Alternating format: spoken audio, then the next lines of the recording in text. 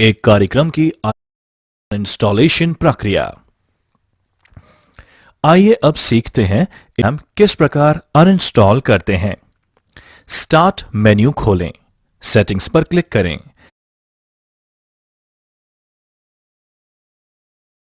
Setting menu पर system पर click करें। लेफ्ट पेन से ऐप्स और फीचर चुनें। एक ऐप चुनें जिसे आप अनइंस्टॉल करना चाहते हैं। अपीयर होने वाले अनइंस्टॉल बटन पर क्लिक करें। अगर यह ग्रे हो जाता है तो यह एक ऐसी सिस्टम ऐप है जिसे आप नहीं हटा सकते। पुष्टि करने के लिए अनइंस्टॉल पॉपअप बटन पर क्लिक करें। नेटवर्क प्रिंटर की स्थापना। आइए अब सीखते हैं नेटवर्क प्रिंटर को कैसे स्थापित करते हैं। कंट्रोल पैनल प्रिंटर प्रबंधक पर पहुंचने के लिए डिवाइसेस एंड प्रिंटर पर क्लिक करें। आपको अपने सभी प्रिंटर और अन्य डिवाइस की सूची दिखाई देगी जो नेटवर्क पर हो सकती है। दूसरा तरीका है स्टार्ट पर क्लिक करें, तब सेटिंग्स और फिर डिवाइस पर क्लिक करें। विंडोज 10 में प्रिंटर जोड़ना। आइए अब जानते हैं प्रिंटर को विंडोज 10 में कैसे जोड़ते हैं। अब विंडोज 10 में एक प्रिंटर जोड़ने के लिए निम्न स्टेप्स का उपयोग करें। पहले आपको अपने प्रिंटर को वायरलेस नेटवर्क या वायर्ड नेटवर्क से कनेक्ट करना होगा। जब तक आपका राउटर आईपी एड्रेस को स्वचालित रूप से DHCP का उपयोग कर रहा है, तब तक आपके प्रिंटर को नेटवर्क से जुड़ा रहना बहुत ही सरल होना चाहिए।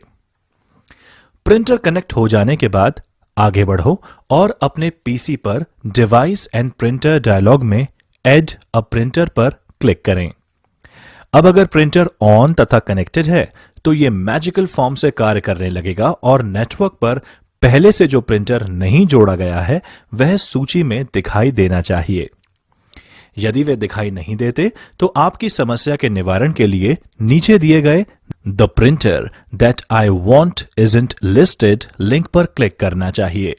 सामान्य समस्याओं को सुलझाने के बारे में और अधिक पढ़ने के लिए विंडोज 10 सेक्शन में प्रिंटर इंस्टॉल करने के लिए ट्रबल शूट करें। यदि सब कुछ ठीक है तो उस प्रिंटर पर क्लिक करें जिसे आप इंस्टॉल करना चाहते हैं और फिर नेक्स्ट पर क्लिक करें। विंडोज सिस्टम पर उपयुक्त प्रिंटर ड्राइवर्स को इंस्टॉल करके ऑटोमैटिकली ही प्रिंटर का सेटअप करेगा। यदि उपलब्ध है तो वह प्रिंटर से ही ड्राइवर्स को डाउनलोड करेगा। कुछ सेकंड के बाद प्रिंटर सफलतापूर्वक जुड़ जाता है और आप एक टेस्ट पेज प्रिंट करने में सक्षम होंगे। ध्यान दें, यह प्रक्रिया नेटवर्क पर वायरलेस या वायर्ड प्रिंटर ढूंढने में सक्षम होगी। अपने ईमेल के साथ माइक्रोसॉफ्ट आउटलुक को कॉन्फ़िगर करना।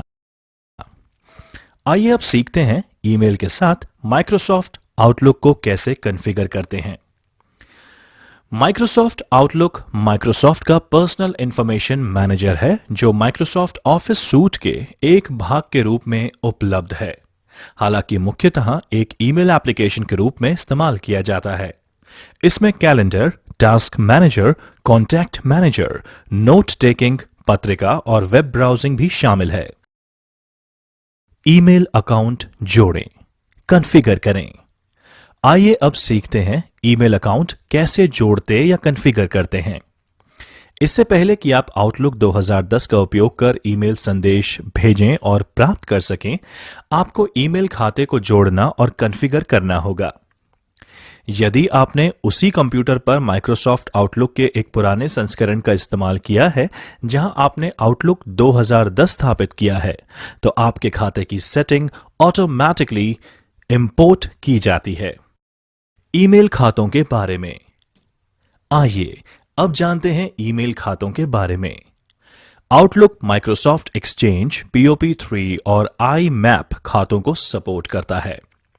आपका इंटरनेट सेवा प्रदाता यानी ISP या ईमेल प्रशासक आपको आवश्यक कॉन्फ़िगरेशन की जानकारी दे सकता है, जिसे आपको आउटलुक में अपना ईमेल खाता सेट करना होगा। ईमेल खाता एक प्रोफाइल में शामिल किए जाते हैं। एक प्रोफाइल खाता डेटा फाइल्स और सेटिंग्स से बनी हुई है जो स्पेसिफाई करता है कि आपका ईमेल संदेश कहां सेव किया गया है। जब आप पहली बार आउटलुक चलाते हैं तो एक नया प्रोफाइल स्वतः ही निर्मित होता है। जब आप पहली बार आउटलुक 2010 को प्रारंभ करते हैं तो एक ईमेल खाता जोड़ें। आइए अब जानते हैं, जब आप पहली बार आउटलुक 2010 प्रारंभ करते हैं तो एक ईमेल खाता कैसे जोड़ते हैं। यदि आप आउटलुक में नए हैं या नए कंप्यूटर्स पर आउटलुक 2010 इंस्टॉल कर रहे हैं तो ऑटो खाता सेटअप सुविधा स्वचालित रूप से शुरू होती है और आपके ईमेल अकाउंट के लिए अकाउंट सेटिंग्स को कॉन्फ़िगर करने में आपकी मदद करती है। इस सेटअप के लिए केवल आपका नाम, ईमेल एड्रेस और पासवर्ड आवश्यक है। यदि आपका ईमेल खाता स्वतः ही कॉन्फ़िगर नहीं किया जा सकता तो आपको आवश्यक अतिरिक्त जानकारी मैनुअल रूप से दर्ज करनी होगी। आउटलुक प्रारंभ करें। जब आपको ईमेल खाता कॉन्फ़िगर करने हेतु निर्देश प्राप्त होना शुरू हो जाए तो नेक्स्ट पर क्लिक करें। एक ईमेल खाता जोड़ने के लिए यस पर क्लिक करें और फिर नेक्स्ट पर क्लिक करें। अपना नाम, ईमेल पता और पासवर्ड दर्ज करें और फिर नेक्स्ट पर क्लिक करें। आपका अकाउंट कॉन्फ़िगर होने के दौरान एक प्रोग्रेस इंडिकेटर दिखाई देता है। सेटअप प्रक्रिया में कई मिनट लग सकते हैं। अकाउंट को सफलतापूर्वक जोड़ दिए जाने के बाद आप दूसरे खाते को भी ऐड मोर अकाउंट पर क्लिक करके जोड़ सकते हैं। Add new account dialog box से बाहर निकलने के लिए फिनिश पर क्लिक करें। मुख्य खाते के अतिरिक्त एक निजी जीमेल खाते को जोड़ने के लिए आइए अब सीखते हैं मुख्य खाते के अतिरिक्त एक निजी जीमेल खाता कैसे जोड़ते हैं। आप आसानी से अपने जीमेल खाते को पीओपी यानी पोस्ट ऑफिस प्रोटोकॉल का इस्तेमाल करके आउटलुक 2010 में कैसे जोड़ सकते हैं, ये यहां पर दिखाया गया है। पहला कदम, अपने जीमेल खाते में लॉगिन करें और अपने सेटिंग्स पेज पर जाएं। फॉरवर्डिंग और पॉप आईमैप टैब के तहत सुनिश्चित करें कि पीओपी एक्सेस इनेबल है। आप अब से आने वाले सभी नए मेल्स के लिए या अपने जीमेल अकाउंट के सभी मेल्स के लिए पीओपी एक्सेस को इनेबल करने के लिए चुन सकते हैं। दूसरे विकल्प पर हम सुझाव देते हैं कि आप keep Gmails copy in the inbox में रखने का विकल्प का चुनाव करें ताकि आप जीमेल सर्वर पर अपने ईमेल को देख सकें तथा उन तक पहुंच सकें। दूसरा कदम, आउटलुक में ऐड अकाउंट सेक्शन के अंतर्गत मैनुअल कॉन्फ़िगरेशन चुनें। मैनुअल रूप से अपना यूजर नेम, ईमेल एड्रेस और लॉगिन जानकारी एंटर करें। सर्वर इंफॉर्मेशन के अंतर्गत निम्न को दर्ज करें। खाता प्रकार POP3, incoming mail server pop.gmail.com, outgoing mail server smtp.gmail.com। Remember password को चिन्हित करना सुनिश्चित करें ताकि आपको हर बार इसे दर्ज ना करना पड़े। तीसरा चरण, डेटा के एंटर होने के बाद मोर सेटिंग्स बटन पर क्लिक करें। आउटगोइंग सर्वर टैब का चयन करें और my outgoing server SMTP requires authentication को चिन्हित करें तथा इसके साथ ही use same setting as my incoming mail server को भी चिन्हित होना सुनिश्चित कर लें। चौथा चरण, अब एडवांस टैब का चयन करें और निम्न जानकारी प्रविष्ट करें। Incoming server POP3 995, outgoing server SMTP 587। This server requires N encrypted connection SSL को चिन्हित करें। Following type of encrypted connection को TLS सेट करें। पांचवा चरण, विंडो को बंद करने के लिए ओके पर क्लिक करें और फिर अकाउंट सेटअप करने के लिए नेक्स्ट पर क्लिक करें। आउटलुक यह सुनिश्चित करने के लिए आपको अकाउंट सेटिंग की टेस्टिंग करेगा और सब कुछ ठीक से काम कर रहा है या नहीं, यह समाप्त होने पर क्लोज पर क्लिक करें। जीमेल आउटलुक 2010 के साथ सिंक करने के लिए तैयार हो जाएगा। आउटलुक में अपने जीमेल खाते का आनंद लें। तेजी से इंडेक्स्ड सर्चिंग, कॉन्वर्सेशन व्यू और अन्य सुविधाओं के साथ पूरा करें। उपयोगी टिप्स। आप अपने MS आउटलुक अकाउंट में कई व्यक्तिगत खातों को जोड़ सकते हैं। आउटलुक में अन्य ईमेल खातों को जोड़ने के निम्न फायदे हैं। अपने सभी महत्वपूर्ण ईमेल के लिए वन स्टॉप शॉप यानी एक ही स्थान पर सभी सुविधाएं के द्वारा पहुंच प्रदान करना, सभी एक ही स्थान पर, सभी डाउनलोड की गई ईमेल तक पूर्ण ऑफलाइन पहुंच, पूर्ण MS ऑफिस संगतता, MS ऑफिस एप्लीकेशन का उपयोग करते हुए टेबल को निर्दिष्ट करने में, ड्राफ्ट बनाना और फाइल अपडेट करने में आसानी होती है। माइक्रोसॉफ्ट को सभी टूल्स का पूरा समर्थन प्राप्त होता है। लेखन और मेल भेजना। आइए अब जानते हैं मेल कैसे लिखते और भेजते हैं। आउटलुक 2010 आपको एक या अधिक रिसिपिएंट्स के साथ संचार और सुविधाओं के एक समृद्ध सेट के साथ संवाद करने में सक्षम बनाता है। मेल में होम टैब पर न्यू ग्रुप में न्यू ईमेल पर क्लिक करें। कीबोर्ड शॉर्टकट एक ईमेल संदेश बनाने के लिए Ctrl+Shift+M दबाएं।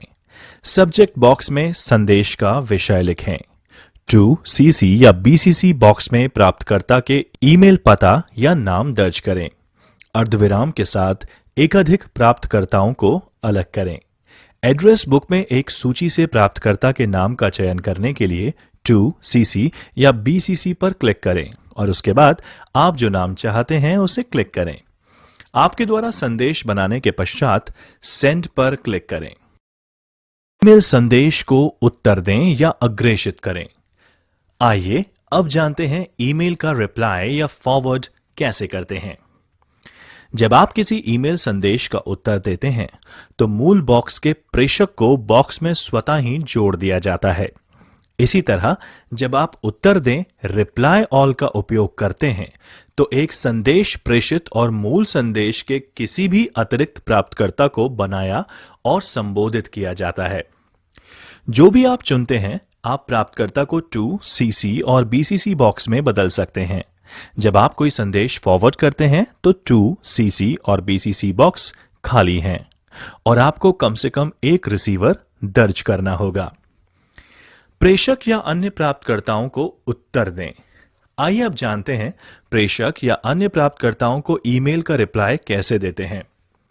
आप केवल एक संदेश के सेंडर या उन लोगों के किसी भी संयोजन का उत्तर दे सकते हैं जो टू और CC लाइंस पर दिखाई देते हैं। आप नए प्राप्तकर्ता को भी जोड़ सकते हैं।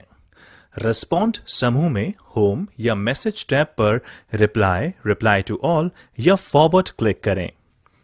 टू और CC लाइंस के नामों को हटाने के लिए नाम पर क्लिक करें और फिर डिलीट दबाएं। रेसिपिएंट जोड़ने के लिए टू CC या BCC बॉक्स में क्लिक करें और प्राप्तकर्ता को एंटर करें। अपना संदेश लिखें और सेंड पर क्लिक करें। CC कार्बन कॉपी के लिए शॉर्टहैंड है। यदि आप आउटलुक ईमेल मैसेज में इस बॉक्स में प्राप्तकर्ता को जोड़ते हैं तो संदेश की एक प्रति उस प्राप्तकर्ता को भेजी जाती है और प्राप्तकर्ता का नाम संदेश के अन्य प्राप्तकर्ताओं को दिखाई देता है। ब्लाइंड कार्बन कॉपी के लिए BCC शॉर्टहैंड है। यदि आप एक ईमेल संदेश में इस बॉक्स में प्राप्तकर्ता को जोड़ते हैं तो उस प्राप्तकर्ता को संदेश की एक प्रति भेजी जाती है और प्राप्तकर्ता का नाम संदेश के अन्य प्राप्तकर्ताओं को दिखाई नहीं देता। उपयोगी टिप्स। यदि एक ही प्राप्तकर्ता को एक संदेश के रूप में दो या अधिक संदेश अग्रेषित करना चाहते हैं, मेल में एक संदेश पर क्लिक करें, कंट्रोल दबाएं और फिर प्रत्येक अतिरिक्त संदेश पर क्लिक करें होम टैब पर। रेस्पॉन्स समूह में फॉरवर्ड पर क्लिक करें। प्रत्येक संदेश को एक नए संदेश में अनुलग्नकों के रूप में भेजा जाता है। आउटलुक भी कुशल रिमाइंडर यूटिलिटी प्रदान करता है और हमारा सुझाव है कि आप MS आउटलुक 2010 पर मीटिंग अपॉइंटमेंट रिमाइंडर्स को सेट करने के तरीके के बारे में अधिक जानने का भी प्रयास करें। एक फाइल फोल्डर जो कि छुपा हुआ है या छुपी हुई फाइल्स को देखें। आइए अब सीखते हैं कि छिपी हुई फाइल्स या फोल्डर्स को कैसे देखते और छिपाते हैं। विंडोज डिफॉल्ट रूप से कई फाइल्स और फोल्डर्स को छुपाता है ताकि उपयोगकर्ताओं को उन फाइल्स को हटाने या मॉडिफाइंग करने से रोका जा सके जिन्हें उन्हें उपयोग नहीं करना चाहिए। लेकिन आप विंडोज की सेटिंग बदलकर इन छिपी हुई फाइल्स को दिखाने का निर्देश दे सकते हैं। किसी भी फाइल या फोल्डर को छिपाने के लिए उसे राइट क्लिक करें, प्रॉपर्टीज चुनें और हिडन फीचर को ऑन या ऑफ कर दें। विंडोज 10 फाइल एक्सप्लोरर रिबन पर फाइल्स और फोल्डर्स को छुपी हुई या विजिबल बनाने के लिए हाइड सेलेक्टेड आइटम्स बटन पर क्लिक करें। छुपी हुई फाइल्स को देखना, फाइल एक्सप्लोरर के रिबन पर व्यू टैब पर क्लिक करें और शो हिडन सेक्शन में हिडन आइटम्स चेकबॉक्स पर क्लिक करें। फाइल एक्सप्लोरर हिडन फाइल्स दिखाएगा और जब तक आप इसे बदलते नहीं हैं तब तक ये सेटिंग याद रखेगी।